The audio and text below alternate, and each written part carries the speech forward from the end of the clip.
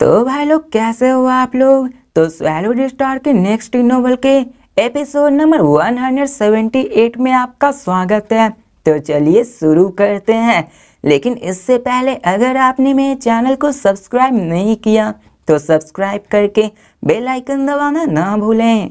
तो जैसा कि हमने पिछले एपिसोड में देखा कि लू फेंग वर्सेस सेवेज की अरीना फाइटर स्टार्ट हो चुकी होती है और अभी के मर्तबा सारे लोग एक्साइटेड होते हैं उन दोनों के मैच को देखने के लिए। और जैसे ही मैच स्टार्ट होता है वो दोनों अपने सप्रेसिंग पावर को और ऑरा को एक्सप्लोड करने लगते हैं और उनके अंदर से बहुत ज़्यादा ऑरा निकलने लगती है। और अभी के अंतर्गत वो दोनों अपने ऑरा को निकाल कर दोनों को एक दूसरे को दबाना चाहते थे ताकि ओपोनेंट के अंदर फियर आ सके और इससे ऑरा को निकालने की वजह से उनके स्टेट ऑफ माइंड पे भी फर्क पड़ता है जो कि उनके बैटल में भी और भी ज़्यादा बेनिफिशियल होता है। और इसी कारण लू फेंग हो या फिर रोंग जून वो दोनों अपने जैसे पावरफुल ओपोनेंट से नहीं मिले थे, इसलिए उन्होंने आते ही अपने पूरे पावर को जोर में लगा दिया था। और अभी के मर्तबे उन्होंने अपने ऑरा को यूज करके मेंटल स्टेट में फियर लाने की कोशिश की होती है। और अभी के मर्तबा जैसे कि वो लोग 60-70% ही पावर रिलीज करते हैं, लेकिन अभी वो लोग फुल पावर से लड़ रहे होते हैं। और अभी लू फेंग अपने फॉर्मलेस एनर्जी को अपने टाउट में ट्रिगर करता है और उसकी विल पावर और एनर्जी रशिंग कर जाती है उस ओपोनेंट की तरफ। और अभी की तरफ लू फेंग बहुत ज़्यादा कोल्ड स्लाउटिंग बीस्ट लग रहा था जो कि अपने सामने आने वाले जितने भी एनिमी होंगे उन सबको मार देंगे। तो इसे देखकर सेवेज हंसता है और कहता है कि चलो लू फेंग देखते हैं तुम्हारी कितनी ताकत है। और अभी के मर्तबा उसमें से ही बहुत ज़्यादा स्ट्रॉन्ग किलिंग इंटेंट निकल रही होती है जो कि पूरे एरिना में फैल गई होती है। और अभी उसकी ऑरा एक दूसरे से टकराते हैं, विल पावर एनर्जी सारी चीज़ उन दोनों से टकराते हैं और अभी उस एरिना में बहुत जोर की फाइट होने लगती है। और अब फिर हमें ब्रेन ऑफ क्लियरिंग दिखाया जाता है जो कि वो दोनों एक तरफ के लड़ रहे होते और इसी कारण वहाँ पे उनकी स्पीड इतनी ज़्यादा थी कि वहाँ के नॉर्मल लोग तो देख ही नहीं पा रहे थे।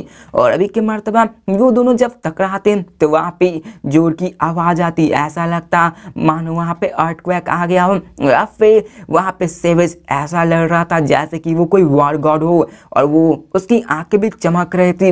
अगर उसकी ओपोनेंट की बात करें तो लू फेंग भी वो भी कंप्लीटली आइसी कोल्ड था और वो भी किसी बेस्ट के डर लग रहा था कि उसे कभी सप्रेस किया गया हो और अभी उसे अपनी पूरी पावर रिलीज करने का मौका मिला हो। या फिर हमें दोनों के ब्लेड्स को टकराते हुए दिखाया जाता है और हमें सेवेज को दिखाया जाता है जो कि नंगे पाँव होता है, लेकिन जब भी वो अपना एक स्टेप लेता था तो उसके स्टेप में ही इतनी ज़्यादा स्ट्रेंथ थी कि वो अकेले ही 10 मिलियन केजी का फोर्स लगा रहा था, जिसकी वजह से वो अरीना जिसका डायमीटर था 10 किलोमीटर वो कांपने लगता है। और अभी के मर्तबा वो बड़े ही स्पीड से लू फेंग पे अटैक करता है, लेकिन लू फेंग भी अपने ब्लेड को इन्फ्यूज कर देता है और उस पर स्लाइस कर देता है। और अब फिर लू फेंग सोलिंग शटल पे ही खड़ा हुआ होता है। लू फेंग जैसे ही देखता है कि वो इधर आता है वो भी अपनी आंखों में किलिंग इंटेंट लिए उस पर कूद पड़ता है, उस पर अटैक कर देता है और कहता है मरो।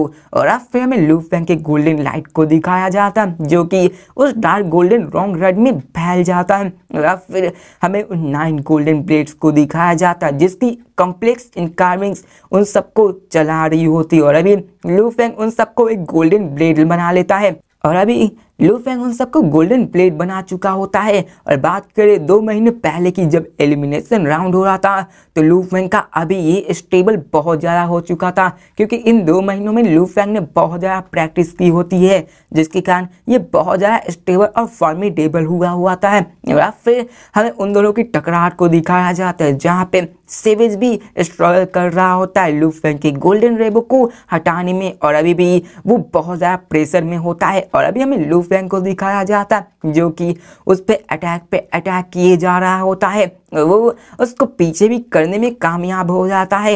या फिर हमें लू फेंग को दिखाया जाता है जिसके उस अटैक से सेवेज कुछ कदम पीछे हो जाता है लेकिन वो अभी बहुत ज़्यादा गुस्से में होता है। और अब फिर हमें लू फेंग को दिखाया जाता है जो कि एक्सप्रेशन बदले हुए होते हैं और इसे अपने बिग ब्रदर और सेकंड ब्रदर की बात याद आती है कि उन्होंने कहा था कि इसके अटैक बहुत ज़्यादा हेवी है, ये बहुत ज़्यादा ताकतवर है, ये तुम्हारे गोल्डन ब्लेड्स को भी आराम से डिफ्लेक्ट कर सकता है। या फिर सेवेज भी अपने जीभ को चाटते हुए कहता है कि स्ट्रॉन्ग, तुम स्ट्रांग हो, लेकिन चलो मैं तुम्हें दिखाता हूँ कि मैं कौन हूँ।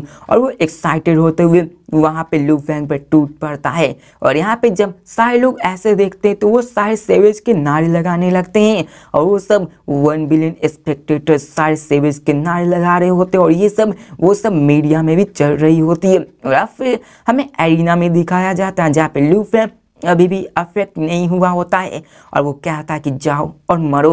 और फिर लू फेंग अपने गोल्डन ब्लेड को फिर से लेता है और फिर से उस पर अटैक कर देता है। सेवेज भी दहाड़ लगा के उसके तरफ पड़ता है। अब यहाँ पे लू फेंग उससे दूर जा रहा होता है, क्योंकि लू फेंग की क्लोज कॉम्बैट उतनी ज्यादा माहिर नहीं थी।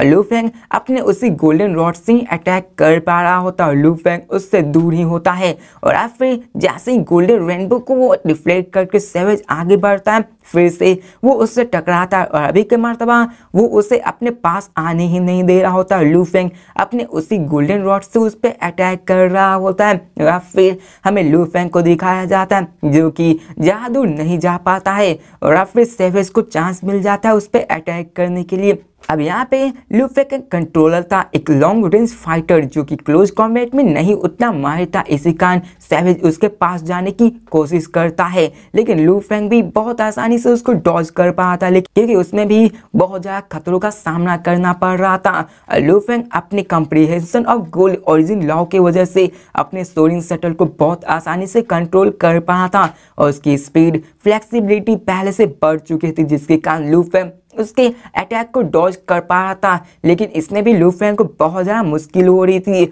और सेवेज भी नर्वस होते हुए क्या था कि ये लू फेंग ये तो बहुत ज़्यादा यहाँ से भाग जा रहा है, और वो कहता है कि मैं तो इतना फुर्तीला था कि मैं किसी भी कंट्रोलर को आराम से उसको मार सकता था, लेकिन लू फेंग ये अपने स्पिरिट वेपन के फ्लेक्सिबिलिटी के कारण आराम से मेरे हर अटैक को डॉज कर ले रहा है। और फिर हमें सीन चेंज कर उन सारे स्पेक्टेटर्स को दिखाया जाता जहाँ पे वो 1 बिलियन सभी स्टन हो जाते इस सीन को देख के। अभी यहाँ पे दोनों स्ट्रॉन्ग थे, दोनों ब्रूटल थे, दोनों एक दूसरे पे टूट पड़ रहे थे, और यहाँ पे दोनों की मूवमेंट भी पेक्यूलियर थी। ये दोनों ऐसे लग रहे थे जैसे कि इस यूनिवर्स के इनविंसिबल वॉर गॉड हो, और यहाँ पे लू फेंग का पीछा वो बार बार कर रहा होता। यहाँ पे लू फेंग उसको फ्लोट कर रहा, डॉज कर रहा होता, ऑपोनेंट को फिर से काउंटर अटैक कर रहा होता है। लू फेंग अपने स्पिरिट वेपन को भी कंट्रोल कर रहा होता है, उसको अटैक में, उसको डिफेंस में, उसको सब चीज में यूज कर रहा था। और इसी कारण लू फेंग का फाइटिंग स्टाइल भी बहुत ज्यादा अलग था सबसे।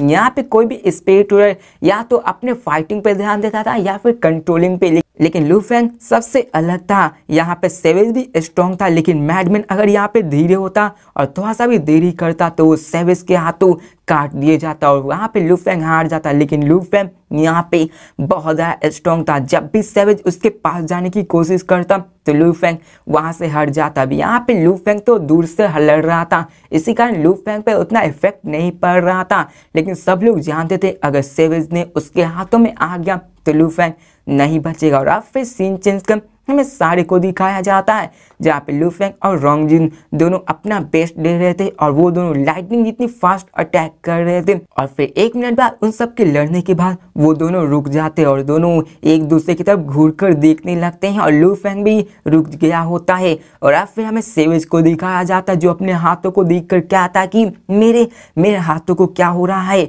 अभी के मर्तबा अभी सेवेज का अंगूठा और इंडेक्स फिंगर दोनों कट चुके होते हैं, और यहाँ पे वो अपने फोर्स को ही यूज कर रहा था, जिसके कारण वो बहुत ज्यादा एक्सट्रीमली टेरिफाइंग हो गया था। और अभी कोई और नॉर्मल जीनियस यहाँ पे होता सेवेज के जगह तो अभी लू फेंग के इस अटैक से उसका पूरा आर्मी डिस्ट्रॉय हो चुका होता। लेकिन सेवेज अभी वो अपने सेवेज ब्रूटैलिटी को दिखाया था, जिसके मदद से उसको ज़्यादा कुछ फर्क नहीं पड़ रहा था, लेकिन उसे पता था कि इन मैचेस में लू फेंग ने जब अपने गोल्डन ब्लेड को यूज़ किया था तो उसने अपने एक ही अटैक से एक ओपोनेंट का इंटायर आर्म को डिस्ट्रॉय कर दिया होता है। और अभी के मर्तबा लू फेंग के पास 9 गॉडली वेपन्स था, जिनका नाम नानसन आर्मेंट्स था, जिनमें ओरिजिन लॉ की पावर थी, और इसके कारण इसकी टेरिफाइंग पावर और भी ज़्यादा बढ़ जाती है। और सेवेज जो कि अपने ब्रूटैलिटी के कारण ही जाना करता था, वो भी अपने एक ही अटैक में किसी को बंदे को आराम से मार सकता था। और यहाँ पे ये दोनों एक्सट्रीमली इनक्रेडिबल फोर्सेस एक दूसरे से टकराते हैं, जो कि अपनी ब्रूटैलिटी के लिए था। तो वहीं पे एक 9 गॉडली वेपन को यूज करने वाला, जो कि अपने भी एक अटैक से किसी को भी मार सकता था। अब फिर ऐसे ही वो सब फिर से लड़ने लगता है। फिर से लू फेंग उस पर कंटिन्यूअस 10 टाइम्स अटैक करता है और यहाँ पे फिर से वो दोनों रुक जाते और सेविज लू फेंग की तरफ घूरते हुए कहता है कि मैं ऐसा नहीं जा सकता हूँ। अगर मैंने ऐसा किया तो मेरा राइट टाइम यूजलेस हो जाएगा। मुझे कैसे भी करके उसके पास उसको जाके मारना होगा, क्योंकि इसमें तो मेरे ही बॉडी को सिर्फ अफेक्ट पड़ रहा है। वो एक स्पिरिट रीडर है और वहाँ पे उसकी बॉडी को कुछ नहीं हो रहा है। इसमें तो मैं ही हार रहा हूँ और ऐसा चला तो मैं डेफिनेटली हार जाऊंगा।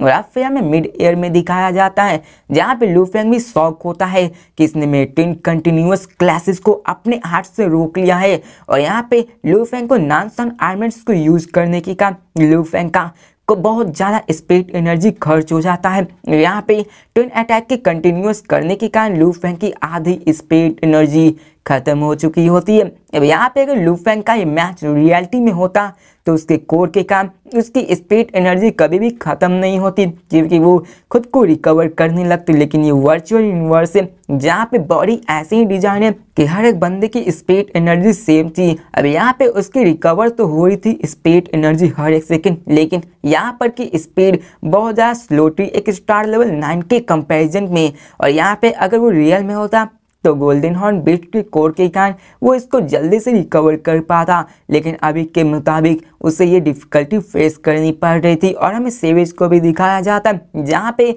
उसका राइट हैंड इंजर्ड होता है और वो भी अभी अपने फोर्स को उतने अच्छे से यूज नहीं कर पाया था। लू फेंग के पास भी अभी आधी एनर्जी ही बाकी थी और वो ऐसे ही करके उसको खर्च नहीं करना चाहता था। या फिर लू फेंग सोचता है कि आखिर मुझे क्या करना चाहिए, आखिर मेरे पास रास्ता क्या है। और इसे देखकर अभी मर्तबा वो सारे इसी बारे में सोच रहे होते, जिसे देखकर जितने भी इंटायर स्पेक्टेटर्स होते वो उन सबको साइलेंटली वॉच कर रहे होते हैं और सारे लोग इसी को देख रहे थे कि आखिर इनमें कौन जीतेगा। और आखिर में सीन चेंज कर virtual universe Ganu continent largest construction building of floating island को दिखाया जाता, जहाँ पे एक बड़ा सा हॉल होता है और इसमें एक dark greenish black peculiar golden stone होता है, जहाँ पे 64 स्लैशेस लगी हुई होती है। और वहाँ पे एक बंदा होता है और उसमें काउंटलेस थ्रोन्स भी मौजूद होते हैं। वहाँ पे हमें दिखाया जाता है कि बड़ा सा स्क्रीन होता है और वहाँ पे लू फेंग और रोंगजिन के बैटल को ब्रॉडकास्ट किया जा रहा था। और यहाँ पे एक बंदा कहता है कि वर्चुअल यूनिवर्स कंपनी इन दोनों को वन आइलैंड पे रखी है। ये बंदे उतने भी बुरे नहीं हैं, लेकिन इनका कंपैरिजन उन गानू यूनिवर्स लेवल के टॉप जीनियस के साथ नहीं किया जा सकता है। और अगर बात करें इनकी स्ट्रेंथ की तो ये कभी भी टॉप 10 में नहीं आ पाएंगे। हो सकता है कि ये टॉप 100 में आ जाए। या फिर हमें वहाँ पे कई सारे बंदे को दिखाया जाता है जिनमें कोई बूढ़े कुछ जवान कोई ऐसे स्ट्रॉन्ग बंदे वहाँ पे मौजूद थे और वो सब गानू यूनिवर्स कंट्री के हाईयर पोजीशन पे आए हुए थे और वो सारे एक जगह बैठ के सबसे बात कर रहे थे। और वहाँ पर बंदा कहता है कि ये इतना भी इंटरेस्टिंग नहीं है, मुझे लगा था इसमें कुछ सरप्राइज होगा, लेकिन ये तो पिछले साल जैसा ही निकला। और अब फिर वहाँ पे वो सारे लोग बात करने लगते हैं इसके ही बारे में। और अब फिर हमें अरीना को दिखाया जाता है जहाँ पे लू फेंग और सेवेज टोटल 20 सेकंड तक साइलेंट हुए होते हैं। और फिर वो लोग अपनी इस चुप्पी को तोड़ते हैं, क्योंकि ये बैटल सिर्फ 5 मिनट तक ही चलने वाला था और उन सबके पास ज़्यादा टाइम नहीं था इसे खर्च करने के लिए। और ये फिल्म यहाँ पे क्योंकि स्पेस भी श्रिंक हो रही थी, लू फेंग को डॉज करने में भी डिसएडवांटेज हो सकता था, क्योंकि एरिया कम थी तो लू फेंग के पास उतना कम एडवांटेज था कि वो उसके अटैक से बच सके। लू फेंग फिर कहता है कि यहाँ पे मैं नॉन-स्टन आर्मेंट्स की कंटिन्यूअस अटैक को तुमने ब्लॉक किया, मैं तुम्हारी रिस्पेक्ट करता हूँ। और फिर लू फेंग अपने दोनों हाथों को उठाता है और सेविज की तरफ पॉइंट करता है। तभी लू फेंग के पीछे से एक गोल्डन लाइट निकलती है जो कि उसी के तरफ डार्क गोल्डन रॉड होती है जो कि बीच हवा में उड़ने लगती है, जिसे देखकर जितने भी लोग होते हैं इन सबकी आंखें चमक उठती है और वो सारे लू फेंग की तरफ घूर कर देखने लगते हैं। लेकिन तभी हमें सेविज को दिखाया जाता है जो कि शॉक हो जाता है और कहता है कि क्या सेकेंड गोल्डन ब्लेड। ये देखकर लू फेंग कहता है और फिर हमें लू फेंग को दिखाया जाता है जहाँ पे लू फेंग ने उसी गोल्डन ब्लेड को निकाला होता है और अभी लू फेंग अभी सेकेंड ब्लेड को निकाला होता है। हमें पता है कि यहाँ पे टोटल 9 ब्लेड्स थे। लू फेंग के पास अभी फर्स्ट ब्लेड को यूज कर रहा होता है। लू फेंग इसी के बीच सेकंड ब्लेड को भी निकाल लिया होता है। लू फेंग अपने दांतों को पीसते हुए कहता है और फिर वो अपने कॉन्शियसनेस को स्प्लिट कर देता है जिसकी मदद से वो अपने फुल स्ट्रेंथ से उस दोनों गोल्डन ब्लेड्स को यूज करने वाला था। पता है कि नानसान आर्मर्स जो कि 9 लेवल ह्यून टियान यान में बता हुआ है उसके टोटल 9 लेवल अनलीज होते हैं जिनमें से पहला golden blade second sky piercing form है और यहाँ पे फर्स्ट लेवल सबसे इजीएस्ट है जो कि डोमेन लॉर्ड बिना किसी ओरिजिन लॉक के यूज किए बिना उन सबको आराम से समझ सकते हैं और ये स्ट्रॉन्गेस्ट स्पिरिट एनर्जी है। और यहाँ पे हमें इसके बारे में बताया जाता है कि ये बिना किसी लॉक ओरिजिन कॉम्प्रिहेंशन के भी यूज किया जा सकता है लेकिन इसको सिर्फ डोमेन लॉर्ड के बंदे ही यूज कर सकते हैं। और यहाँ पे फिर हमें बताया जाता है कि फर्स्ट फॉर्म यहाँ पे लू फेंग ने एलिमिनेशन स्टेज पे ही इसको सीखना स्टार्ट कर दिया था और फिर सेकंड फॉर्म जो कि स्काई पियर्सिंग फॉर्म है ये उससे भी 1000 गुना ज़्यादा हार्ड है। और यहाँ पे sky piercing form unleashing 9 golden blades ये बहुत ज़्यादा टेरिफाइंग हो जाए और इन दोनों की फर्स्ट लेवल की अटैक जो थी वो बहुत ज़्यादा टेरिफाइंग थी और ये प्योरली इमेंस हुआ करती थी और अब फिर इसे स्काई पियर्सिंग कहा जाता है। इसलिए लू फेंग ने इसको निकाला था ताकि वो इसको हरा सके। और फिर लू फेंग कहता है कि मैं ओरिजिनली एक स्टार लेवल 7 का स्पिरिट रहूँ, मेरा स्ट्रेंथ इतना नहीं है कि मैं इन दोनों को फुल पावर को अनलीज कर सकूं, लेकिन अभी के मर्तबा में वर्चुअल यूनिवर्स में हूं और मेरी स्पिरिट एनर्जी स्टार लेवल 9 की है जो कि रियलिटी में होने से मुझसे ज़्यादा स्ट्रॉन्गर है क्योंकि रियलिटी में मैं सिर्फ स्टार लेवल 7 का ही बंदा हूं। और फिर यहाँ पे वो कहता है कि मेरी स्पिरिट एनर्जी स्ट्रॉन्गर हो गई है रियलिटी से जो कि मेरी गारंटी देती है कि मैं इसको यूज कर सकता हूँ। और 2 महीने वैसे भी पास हो चुके हैं और मैंने बहुत खूब मेहनत की है। मैंने अरीना ड्यूल में भी इसको यूज किया था और मैं इतना गारंटी हूँ कि मैं इसको 2 ब्लेड्स को रिलीज कर सकता हूँ। फिर लू फेंग सेवेज की तरफ देखने लगता है, कहता है कि सेवेज इसको खाओ और अब फिर वो दोनों ब्लेड्स को लेकर सेवेज की तरफ बढ़ने लगता है। वो दोनों गोल्डन लाइट की तरफ सेवेज की तरफ आगे बढ़ जाता है और ये देखकर सारे स्पेक्टेटर्स लू फेंग के ही नारे लगाने लगते हैं। अब यहाँ पे उन सबको लू फेंग और रोंगजुन के स्ट्रेंथ के बारे में पता था क्योंकि पहले बहुत ज़्यादा फाइट में उन सब के स्ट्रेंथ को एनालाइज करके उन सब के बारे में डिटेल्स आर्टिकल्स लिखे गए थे और इन्हीं के बीच नानसन आर्मेंट्स के बारे में भी लिखा गया था जिसके बारे में उन सबको नानसन आर्मेंट्स की पावर को भी पता था। और यहाँ पे उन्हें पता था कि लू फेंग इसको एक बार यूज किया तो वो इनविंसिबल हो जाएगा। और बात करें यहाँ पे 2 गोल्डन शॉट्स को यूज करने की तो ये तो सिंपली इनविंसिबल बन जाएगा और इसे कोई नहीं रोक सकता। यहाँ पे सेविज भी दहाड़ लगाता और लू फेंग की तरफ बढ़ जाता है और अभी के दरमियान वो दोनों एक दूसरे की तरफ बढ़ रहे होते हैं और वो दोनों गोल्डन लाइट्स वो दोनों भी सेवेज की तरफ बढ़ जाते हैं और सेवेज उसको रोकने की कोशिश करता है और कहता है कि ब्रेक, ये टूट जाओ। और फिर वो उस लाइटनिंग की स्पीड से जाके उस गोल्डन रेनबो से टकराता है और अभी के मर्तबा सेवेज लू फेंग के द्वारा अटैक किए गए उस गोल्डन रेनबो को डिफ्लेक्ट करने की कोशिश करता है, लेकिन इसी के बीच उसके मुंह से खून भी निकल जाता है और वो 2 स्टेप पीछे भी हो जाता है। उसके एक्सप्रेशन भी चेंज हो गए होते हैं और यहाँ पे वो कहता है कि लू फेंग तुम्हारी ये गोल्डन ब्लेड्स सच में पावरफुल है लेकिन तुमने अपने यूज करने के दौरान अपने 90% पावर को भी लूज कर दिया है।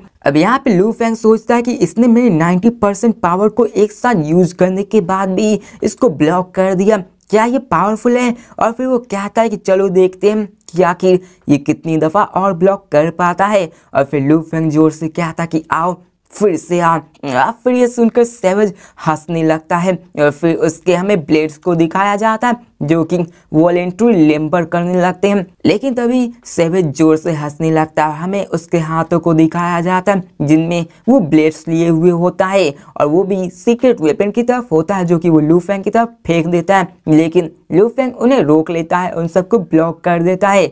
लेकिन तभी ये देखकर सारे लोग शॉक हो जाते हैं कि आखिर उसने अपने वेपन को लू फेंग की तरफ फेंका क्यों? क्या वो अपना हार मानना चाहता है?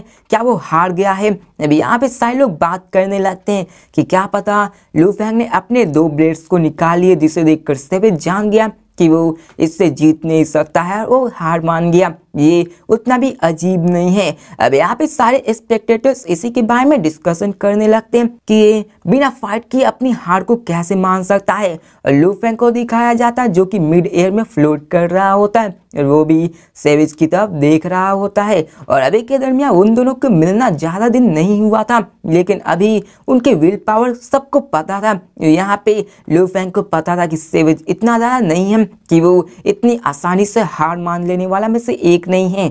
और अब फिर सेविज उस अरीना में खड़ा होता और कहता है लू फेंग, और अभी वो कहता है कि मैंने कभी नहीं केयर किया कि मैं इंटरनल सिलेक्शन हूँ इस गानू यूनिवर्स कंट्री में। मैंने कभी भी एक्सपेक्ट नहीं किया, और मैंने ये कभी एक्सपेक्ट नहीं किया कि मैं टॉप 1000 में नंबर 1 पे आऊँ, लेकिन मेरा ट्रू एम तो यही है कि मैं पूरे यूनिवर्स में नंबर 1 आऊँ। तो ये सुनकर लू फेंग भी शॉक हो जाता है और पूरे 1 बिलियन स्पेक्टेटर्स वो सारे शॉक हो जाते हैं। यहाँ तक कि जिसने काउंटलेस ह्यूमंस होते हैं और जितने भी बड़े अधिकारी होते हैं इस गानू यूनिवर्स कंट्री के, वो सारे स्टन हो जाते हैं कि क्या पूरे यूनिवर्स में नंबर 1 आना चाहता है।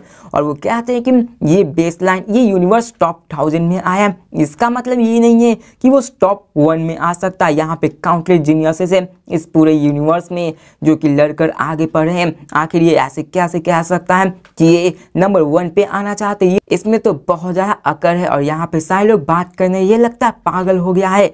और यहाँ पे लू फेंग भी शॉक होता है। और अब फिर हमें जमीन पे दिखाया जाता है जहाँ पे सेवेज वहीं पे खड़ा होता है, उसके हाथों से एक न्यू बैटल नाइफ निकलता है जो कि huge pure black battle knife होता है। और वो पिछले के जैसा दूसरे से बड़ा होता है और वो दुगना बड़ा भी होता है। फिर और वो कहता है कि मैंने कभी एक्सपेक्ट नहीं किया था कि मैं एक स्लॉट को गानू यूनिवर्स कंट्री में लूँ। और वो कहता है कि तुम्हारे इस पावर ने मुझे फोर्स किया है कि मुझे अपने अर्थ स्प्लिटिंग ब्लेड को निकालना पड़ा है। और फिर हमें दिखाया जाता है कि सेवेज की पूरी एनर्जी एकदम से बदल जाती है और वो पूरे वाइल्ड वॉर गॉड की तरफ देख रहा था। जैसे देखकर लू फेंग कहता है कि जो ट्रिक्स तुम यूज करना चाहते हो उसे सब कुछ यूज कर लो, मैं चलो देखता हूँ तुम क्या कर सकते हो। और दिखाया जाता है कि लू फेंग का वो दोनों गोल्डन रेनबो वो दोनों लू फेंग के पास आ जाते हैं और सेवेज यहाँ हंसने लगता है। और तभी वहाँ पे 2 सेवेज आ जाते हैं और वो दोनों लू फेंग की तरफ टेरिफाइंग स्पीड से जिसे देखकर लू फेंग जो कि अपने दोनों गोल्डन रेनबो को कंट्रोल कर रहा होता है, शॉक हो जाता है कि क्या।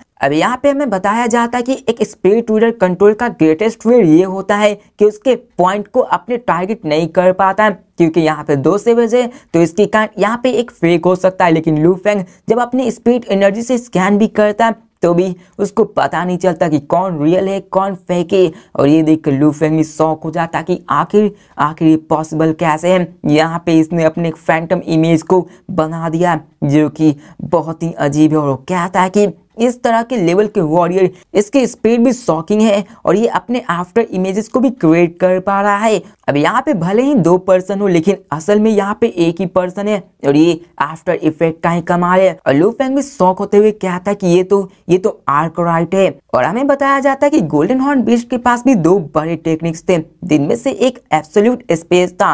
और हमें बताया जाता है कि उस एब्सोल्यूट स्पेस के फर्स्ट लेवल का नाम आर्कलाइट था। वहीं पे उसकी स्टैब्लिश के कारण कोई भी अपने मूवमेंट के कारण वह स्पेस में वार्प लाके अपने सेकंड बॉडी को क्रिएट कर सकता था, सेम टू सेम सेवेज की तरह। और उसके सेकंड लेवल के बारे में बताया जाता है कि एब्सोल्यूट स्पेस, इसको सीख लेने के बाद कोई भी अपने आप को 1000 से 10,000 बॉडी को क्रिएट कर सकता है, जो कि इल्यूजन उसको पैदा कर सकता है। और अब फिर हमें थर्ड एब्सोल्यूट टेक्निक के बारे में बताया जाता है जो कि टेलीपोर्टेशन होता है, जिसके कारण वो इसको यूज करने के बाद इनविंसिबल हो जाता है अनडाइंग बीइंग में भी।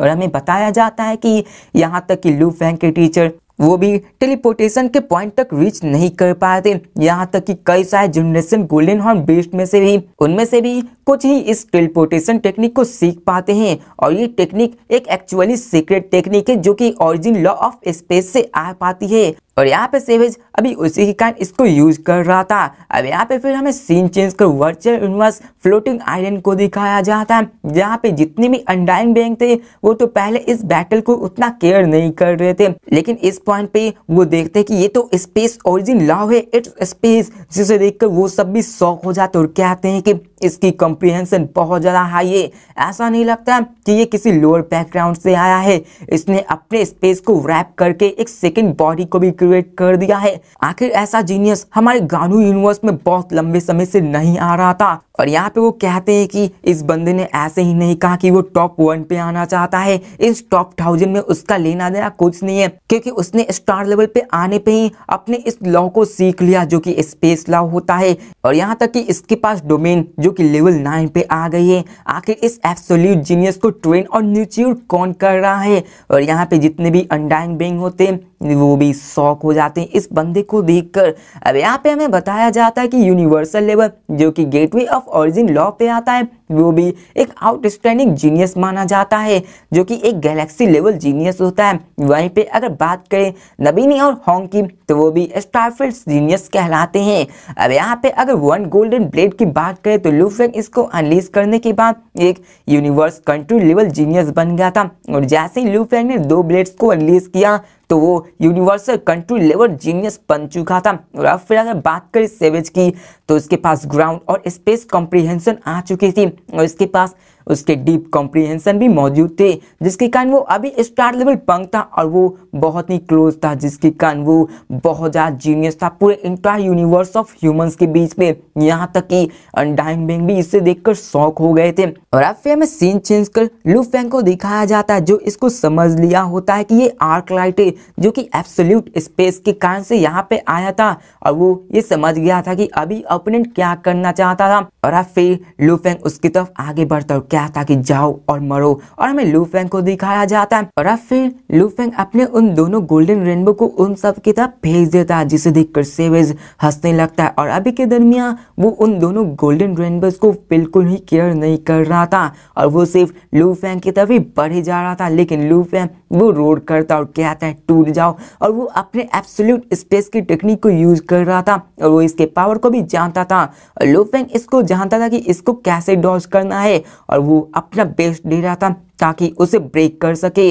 और हमें दिखाया जाता है कि लू फेंग का वो दोनों गोल्डन रेनबो दोनों डिस्पर्स हो जाते हैं और यहाँ पे वो बढ़ के 18 गोल्डन लिटिल ब्लेड्स में बढ़ जाते हैं और वो घूमते ही घूमते सेवेज की बॉडी पे भी अटैक करने लगते हैं, जहाँ पे उसके मूवमेंट पे अफेक्ट पड़ता है और वो वहीं पे रुक जाता है और लू फेंग उसको सर्वे करने लगता है। और फिर लू फेंग भी अपने फिर से सोरिंग शटल को लेता है और उसको लेके उस पर अटैक कर देता है। और अभी के मर्तबा वो अपने गोल्डन ब्लेड्स और अपने शॉर्ट फेस के फॉर्मेशन को यूज करके उस पर साइमल्टेनियसली अटैक कर रहा था, जिसे देखकर सेवेज शॉक हो जाता है और कहता है कि क्या आखिर इसने इतनी जल्दी मेरे इस अटैक को कैसे भाप लिया। और वो कहता है कि अगर यहाँ पे 2-3 ब्लेड्स होते तो मैं उसे आराम से काउंटर कर सकता और डॉज कर सकता था, लेकिन अभी की मर्तबा यहाँ पे 18 ब्लेड्स मौजूद है और इसके कारण उसकी सेवेज की स्पीड और एक्सेलरेशन बहुत ज्यादा मोमेंटम खराब हो जाती है और वो उसी में उलझ जाता। और हमें लू फेंग के उन दोनों गोल्डन फिश को दिखाया जाता जो उसके पास आ चुकी होती है और अभी के मर्तबा वो उसके पास जाके उसको अटैक करने लगता है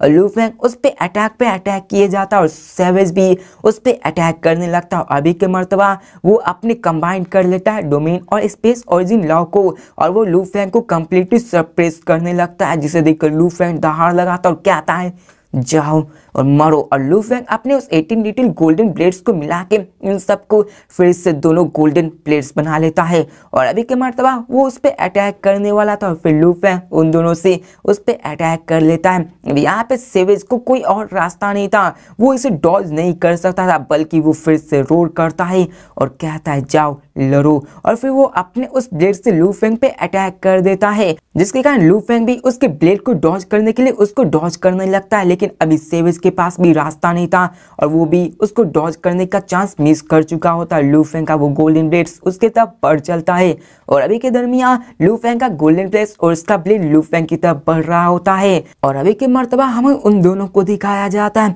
जहाँ पे सेवेज लू फेंग के उसी अटैक के कारण उसको रोकने में लगा हुआ होता है और अभी उसकी इंटरनल ऑर्गन्स भी बहुत ज्यादा डैमेज हो चुकी होती है और इसकी फ्रेश ब्लड भी उसके मुंह से निकलने लगते। हमें लू फेंग को दिखाया जाता जो कि उसके ब्लेड को अपने शील्ड से रोकना चाहता था, लेकिन अभी उसे ऐसा महसूस हो रहा था जैसे कि उसे पहाड़ से क्रश कर लिया जा रहा था और अभी उसकी कॉन्शियसनेस लॉस्ट हो जाती है। और फिर हमें सेवेज को दिखाया जाता है जो कि लैंड करता है फ्लोर पे और अभी उसके मुंह से खून निकल रहा होता है और उसकी चेस्ट भी बहुत जख्मी हो चुकी होती है और वो अभी भी खड़ा हो सकता था। और फिर लू फेंग की तरफ देखता है और हमें उसी वक्त दिखाया जाता है कि वो गोल्डन ब्लेड्स वो सब सेपरेट होके 18 लिटिल गोल्डन ब्लेड्स में जाके नीचे गिर जाते हैं और अभी की मर्तबा वहाँ चारों तरफ डैंग डैंग की आवाज़ आती है जो कि गोल्डन ब्लेड्स के सेपरेट हुए उसी 18 ब्लेड्स को दिखाया जाता है और नीचे गिर गई होती है। और फिर वहाँ पे उन बिलियन स्पेक्टेटर्स को दिखाया जाता है जो साइलेंट होते हैं